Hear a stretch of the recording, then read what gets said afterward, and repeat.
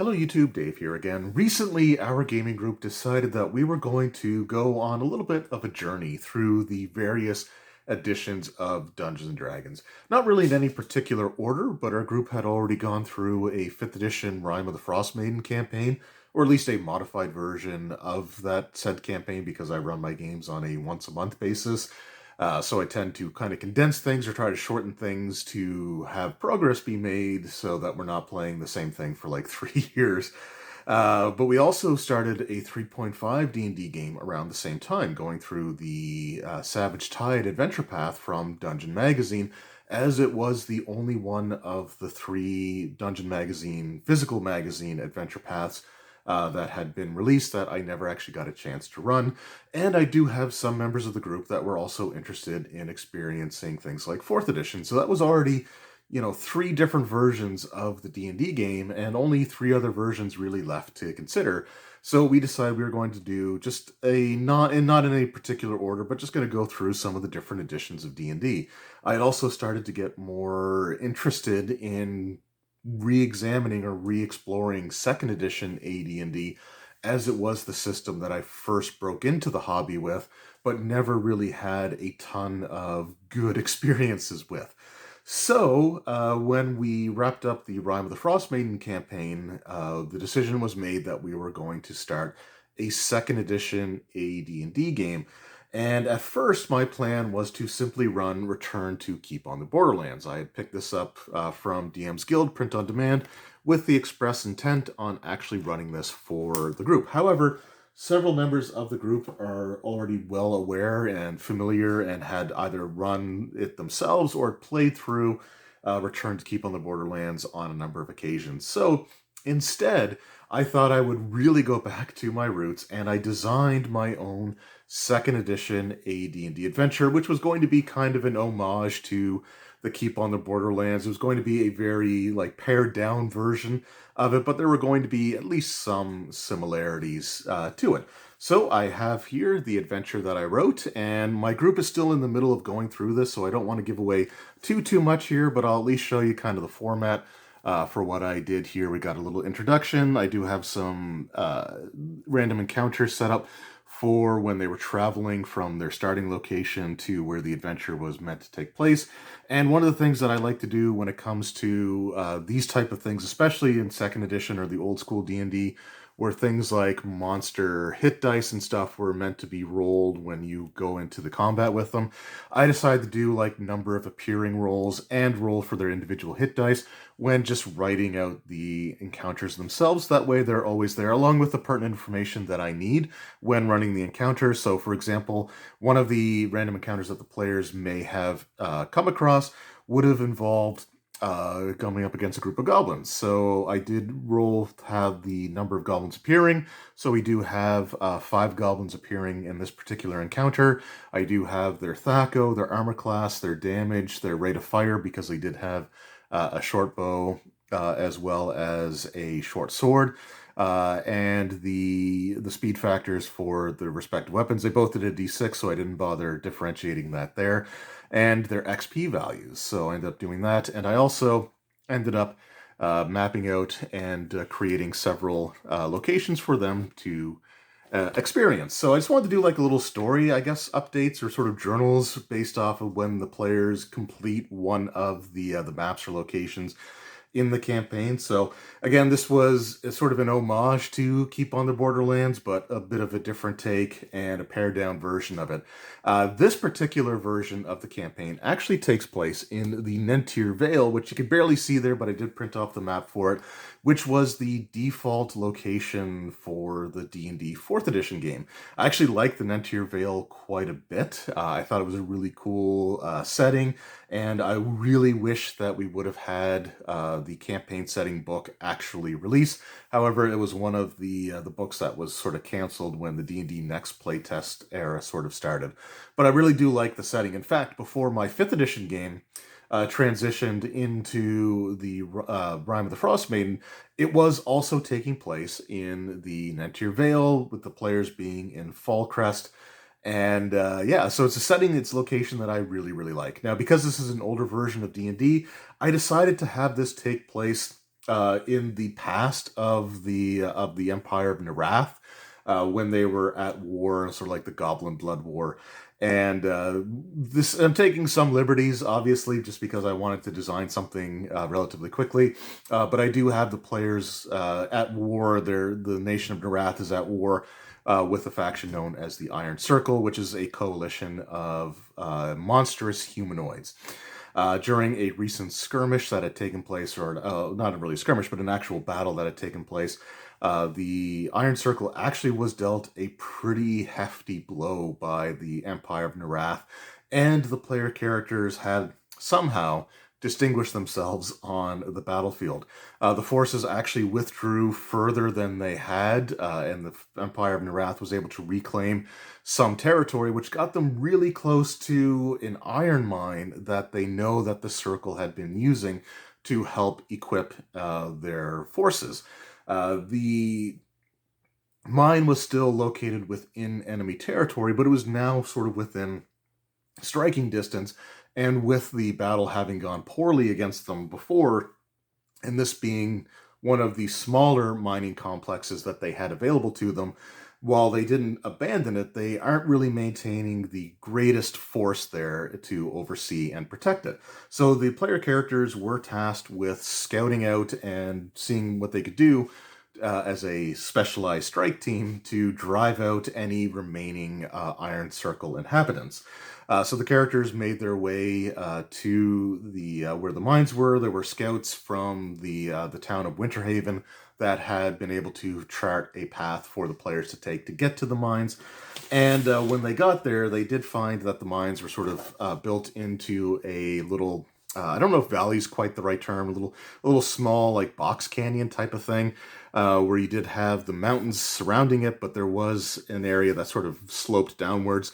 About 40 feet total. There were some cave entrances on the bottom level, and about 20 feet up from them was another little plateau with several other entrances. Now, not shown on this particular map is actually some spiked wooden barricades that were kind of around this only entrance into the where the mine complex was, and these were being maintained by goblins. These were being patrolled by goblins. Now, one of the encounters that the players could have had, but they didn't end up being rolled when I rolled for random encounters, did involve like goblins or like hobgoblins and a bugbear. And if any of those would have failed a morale check during the combat, they would have ran back to the mines to put all of the forces there on high alert. However, those weren't the encounters that were rolled. Instead, the players had an encounter with some wolves out in the wild, as well as a traveling halfling merchant, a brightly colored, somewhat overdramatic and flamboyant halfling by the name of Bixby Shackleford. And he was selling essentially just equipment for the players if they thought of anything or they forgot to pick anything up when they were first equipping their characters on their way out of town. He was also selling these wondrous magical Bixby Shackleford's magical cure-alls, which the players did pass on initially, but we'll see if the opportunity represents itself a little bit later on. Now, the group did consist of two halfling characters, one of which was a halfling rogue, the other was a halfling fighter, and they did manage to sneak up on the goblin guards because they were not at a state of high alert. They were essentially, only half of them were actually at the barricades, while the other group was back down sort of on the lower ground level here, kicking around a giant ball of dirt as if it was like a soccer ball type of thing. So they were definitely caught unaware, and when that happened, our two halflings were able to get a surprise round off, and they slaughtered the goblin guards at the barricades pretty mercilessly. Having witnessed this, the goblins that were down lower in this area managed to flee into cave number A, with the players deciding what to do, or I guess letter A, not number A, but they decided to follow those goblins because all of the goblins went into the same cave, so they decided to follow them in there. So I'll just pull out the goblin map here.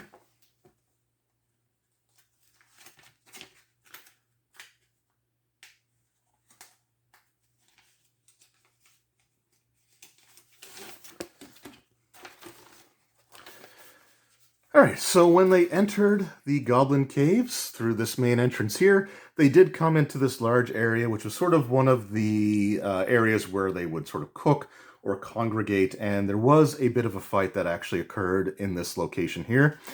Going down into this area, they found that this was sort of the armory for the goblins. So there were weapons racks with some really crudely forged short swords, some bad condition leather armor, some short bows, and some short bow arrow or some sheaf arrows for the short bows. Coming out this way, they decided to forego this location for now, as well as this location. They actually didn't come here originally. But they did go down into this area, which had a pair of wooden barricades sort of going across, not all the way, but they were about a couple of feet high, going up into the cave here. The first one was in pretty good condition, but the one further back was in much rougher shape, almost bashed down. And in the area behind it was a group of wolves that the goblins were in the process of trying to domesticate. They decided to leave those wolves alone and not bother with them because the wolves that they did fight earlier as a random encounter were actually fairly difficult for them to deal with. But they did make their way into area labeled here as A7, which was sort of a recreational area with some tables where the goblins had been playing cards. They had like a dartboard, stuff like that for them to sort of unwind. And again, they were able to catch the goblins unaware, dispatching them pretty quickly before coming up into this area where they actually did battle with an ogre. The ogre actually had a 50% chance of being there or being in one of the other caves later on in the adventure. However, it did end up that when I rolled the percentile check, the ogre was present, and this was actually a pretty big fight for the players. They were able to succeed, but they did take some pretty heavy damage in the process. So after that, though, they were undeterred. They decided to continue adventuring through the complex here. Coming around here, this door at the time was locked. They weren't able to get in. The rogue did fail his open lock check because it's a first level, second edition AD&D rogue, and they don't have the highest percent chance to actually succeed on that. And then down here is just a source of water for the goblins. It was an underground river that was partially exposed enough for them to collect water and use it when they needed to. Then they made their way into this area, which was actually the Goblin Chieftain's room, this throne room, where he was protected by several of his elite guard. Now, this was actually, again, another pretty tough fight. I do have the statistics for the Goblin Chieftain and his elite Goblin commandos. So the Chieftain actually did have... what do you got here? He had 12 hit points, which for a goblin is not bad. And then his elite goblins all had one full hit dice, so they had 8 hit points each. The elite goblins had a THAC0 of 19, as well as the Goblin Chieftain, so they were a bit tougher and a bit more likely to hit you than any of the other goblins that they had encountered. However, once they defeated the Goblin Chieftain, they got a key ring off of him, which led them into this area here, which was a treasury. And I said it was a treasure because I actually got the order wrong when I was running this. I had the descriptions in front of me, but this was actually meant to be the chieftain's personal chamber, so I just switched it with this area here, A9, both of which were locked, both of which needed the chieftain's key ring in order to unlock. Because they had taken so much damage from the fight with the ogre, as well as the battle with the chieftain and his elite guards, the party decided to actually hunker down in this room for the night. They had the keys to unlock it, unlock that door, so they actually closed the door and locked it behind them while they went through the chests that were in the treasury, which included a few items. I think there was like a magical battle axe, as well as some potions, and a strange, large-sized obsidian object. It's sort of almost like an Allen key type of thing with some runes carved into it that did radiate magic, and the runes would glow when it was held. Now, there's no obvious reason for this object at this point in time. However, it is something that they decided to keep a hold of because it seems like it may be important later on. Now, while they were resting, several of the other goblins that were not involved in any combats in the large common sleeping area for the goblins, as well as the elite goblin guards, actually made their way down through the dungeon just to see what was going on, because they're not necessarily the bravest things in the first place, and if they hear combat, they weren't necessarily keen on rushing in and joining it. But they did discover that not only had the ogre been slain, but their chieftain had been slain, which was enough for the goblins to say, look, we're out of here, we're tired of being used as disposable troops. And the remaining goblins all fled from the cave. However, on their way out, they did actually open up the gates to let out the wolves, with the wolves being sort of drawn to the various carcasses that would have been left behind. So some of them made their way up to feast on the ogre, and some of them made their way to the Goblin Chieftain's throne room, where they were waiting for the player characters when the characters awoke. Now, the characters, when they did wake up, unfortunately, this next session, a couple of the players of our 5-player group weren't able to make it, so we were down a little bit lower. However, the remaining characters were able to use some flasks of oil to sort of create almost like an alchemist fire type of thing. But they would throw like a Molotov cocktail into the room, cracking open the door just enough so they can do that, and the fire was enough to actually scare the wolves away. As they were making their way back up, they decided to explore the rooms that they left behind, including this, which turned into the chieftain's personal chambers, where they did find a little bit more in terms of treasure. Up here, they just found a large number of piles of really poorly maintained furs that were scattered around the room, acting as the standard regular goblin's personal sleeping area, and then this area is where the elite goblins were. Now, when they made their way here, they discovered that, first of all, this chamber had a pretty foul odor to it. But what it was is just a ledge that kind of wraps around a large circular cavern, with the floor of the cavern being about 20 feet down, and this being a pretty sheer drop from that. Now, at first, when they were looking down into this area, they thought they saw a human skeleton just kind of hovering above the ground. But when they looked a little bit closer, they discovered that it was actually a gelatinous cube.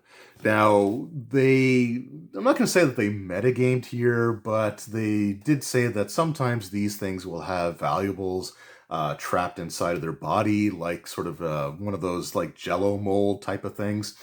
So they decided to do what any group of brave, heroic adventurers would do, and they pelted the thing with ranged attacks from higher elevation, knowing that it couldn't get away, and they continued this massacre until the gelatinous cube was slain.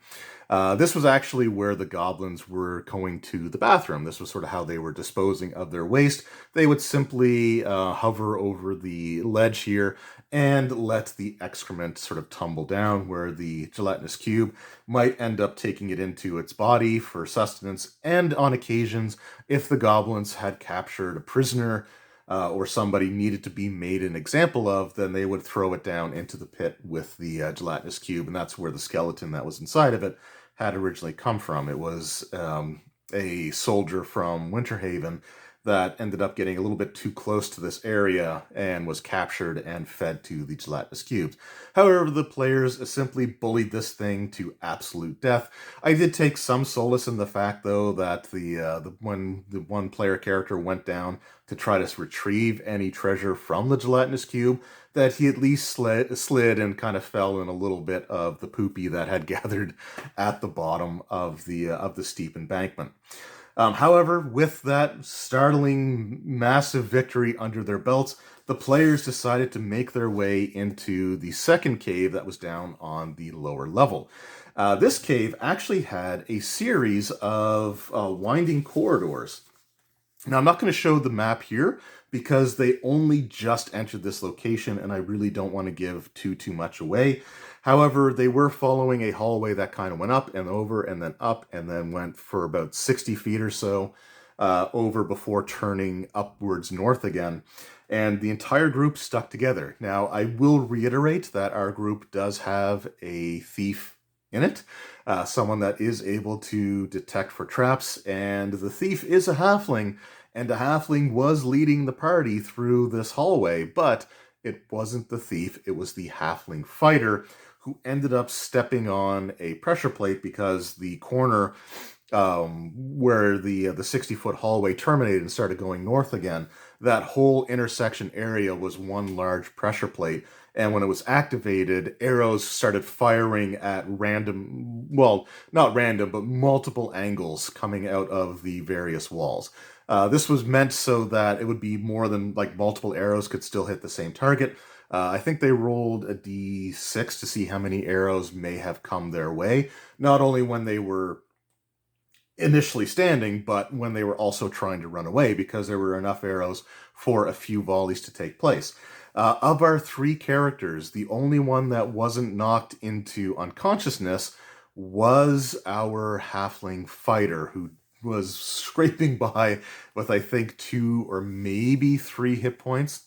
However, the arrows were spent at this point. He did take a round for each of the other 2 characters to stabilize them before he was able to drag both them out. For a halfling, he was still relatively strong, and was able to drag the characters out and make their way back to the wagon and horse that they had left behind with their supplies and stuff when they left from Winterhaven, to make their way to the iron mines here.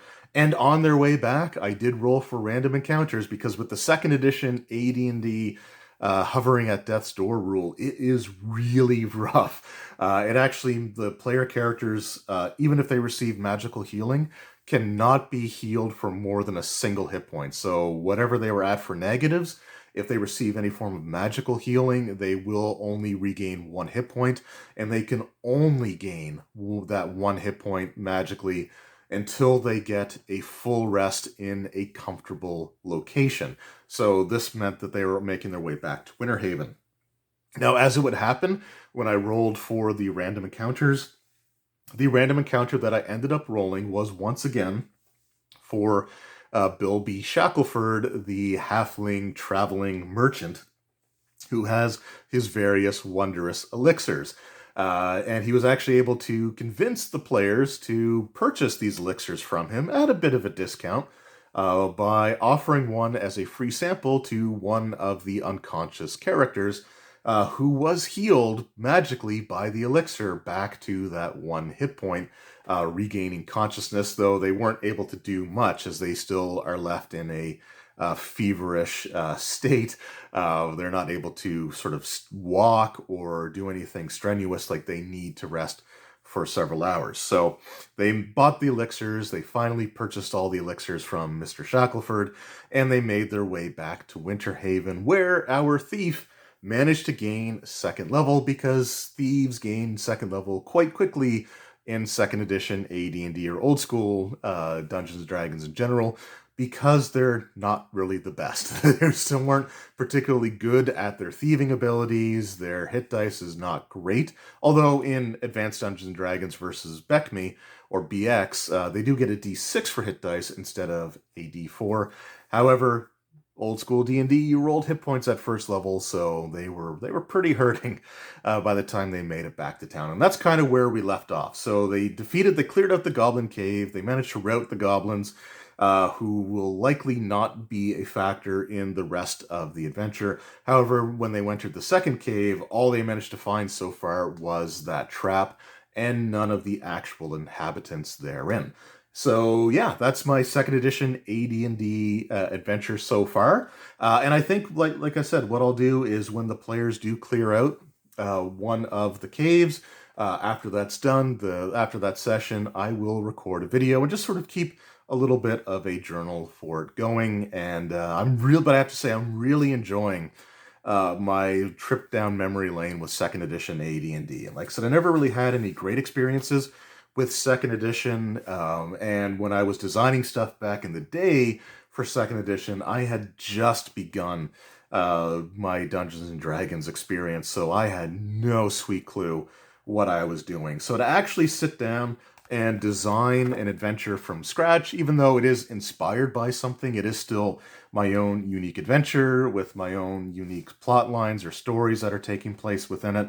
But just to actually go through and design the adventure, to lay out the encounters, to have all of that sort of ready and at the go, has been a lot of fun so far, and I'm actually really enjoying it. And I think that the players are at least having fun with the second edition AD&D game so far. So that's my second edition journey as it stands right now. And when they clear out the next cave, whether they go back into the lower cave where they nearly TPK'd, or if they decide to go to one of the caves on the upper levels, either using the ramp or a set of steps to take them up to them, I will let you know what happens when they clear out another one of those locations.